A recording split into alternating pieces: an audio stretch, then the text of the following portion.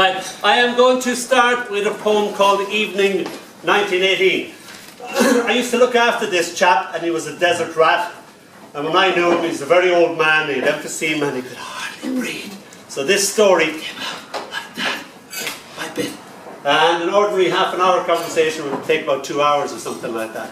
And he was telling me all about being a desert rat, and he was letting me look at his photographs. And they had a ball made of rags.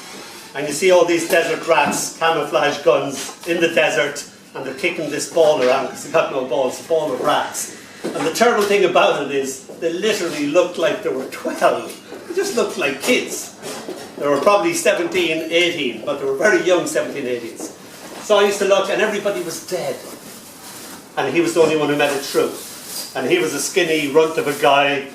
All his friends were big, typical soldiers, but they got their head blown off or something like that. Head minus body, you know. So he was very guilty of making it through, that the little runt would survive, the non-soldier would get all the way through to these years to die of emphysema. But the poem was about, he was telling me about his dad coming home from the First World War. And his dad came home across the hills, Welsh hills, and he came over the hills, and because that's how he got home. You just got dropped somewhere, and then you walked across countryside. And the thing was, he was missing in action. So they thought he was dead. And the war is over now, and he's finally made it home. He's got his backpack, still dressed as a Tommy, and he's walking over the fields, and he meets himself. Evening is just happening, and he stops and he looks at himself. And it's a scarecrow, but it's wearing his best under jacket, it's got his best gloves on, the gloves are rotten, his old hat, and he's greeted by his scarecrow self. And he said, that's what I felt like when I came back. And they all nearly died because they thought he was dead. And yes, he was a real life ghost, but only made of flesh and blood. This is him coming home from the war. It's called Evening 1918. A mouse peeps out of his left eye, looks about at a sky washed clean with light. Then his sight disappears, only to return looking out of his right eye. The scarecrow laughs as if tickled by thought. He stands here staring as summer and its end advances upon him in all its great beauty. His eye now jumps down and scurries along his right arm, perches on the rotting glove of that hand, a sun balanced upon a fingertip. He stands there shivering in his sticks, his crucifixed body a bit tipsy, the hat a bit skew-whiff, the jacket out at the elbows. A dog barks close by, and another dog far away barks back. He bows his head and prays. Thank you. How many of you are competent with a scythe? I know you've all seen the iconic figure of death holding an hourglass, scythe, the other. The scythe was a very real thing for me. I used to go down to my uncle's farm in Cork, and the wheat would just bow in front of this man going, slice, slice, and it would all turn into bread in the end. How cool is that? So you saw it from the very beginning. I was there when he planted it, I was there when he mowed it down. And I used to go into the barn. I was very small, and Dolly the hearse lived in the barn here, and this barn was just for horse collars and scythes and farm implements, and there was no light. And I went in and I banged the door, and the scythe was hanging on the wall, like they would now as a team in a pub or something like that. But when I banged the door, the scythe came down off one of its hooks, and it just balanced on one leg like that, and its sort of pterodactyl face turned to me like that, and it just fell in front of me, and I went, whoop!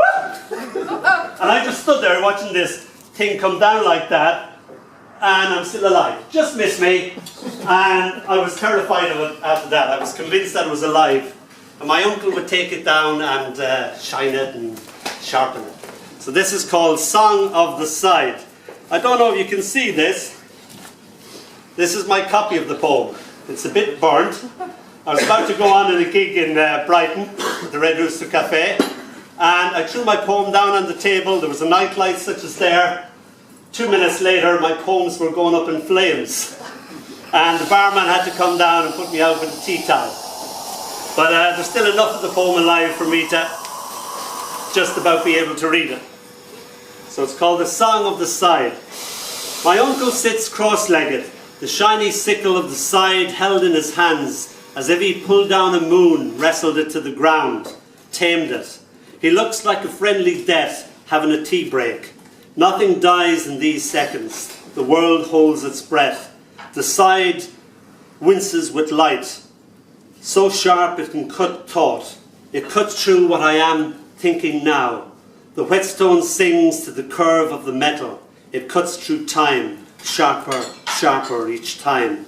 My mind bleeds. It cuts through each successive second, so that each second is separate from the rest. The song the whetstone sings to the side scares me. My uncle takes a horsehair from Dolly's tail, so softly she thinks it's still there. The side eagerly divides it into two. Dolly whinnies, nuzzles him affectionately. He runs his thumb along the blade. Blood sings in the open air. He sucks it. Perfect. He smiles. Perfect. The world catches its breath.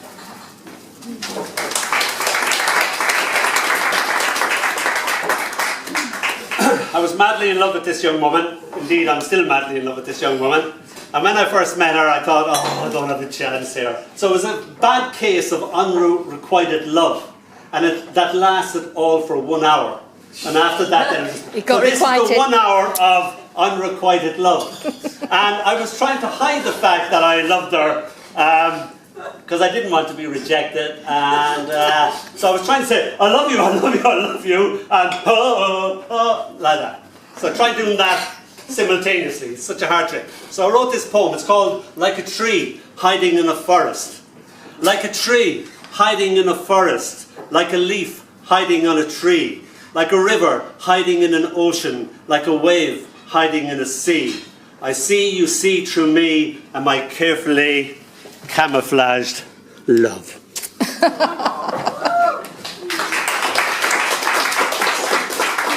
I was looking at a programme on Van Gogh, and it was about his time in Brixton. It's funny to think of Vincent walking around Brixton, walking over Westminster Bridge, reading Dickens, reading Silas Marner, being mad about Keats, all that sort of stuff. So this is called Vincent is Walking. Vincent is walking over Westminster Bridge. A sunset grabs him by the soul. Vincent is walking back to Brixton, his head all full of Keats. Vincent is walking on air, unable to peel the Rembrandt off his retina. Vincent is walking through George Eliot's words. They clamber all over his senses. Vincent is walking, invaded by religion. Vincent is burning in the blue flames of his self. And finally, just wrote this today. You can tell this is my book because there's a picture of me on it.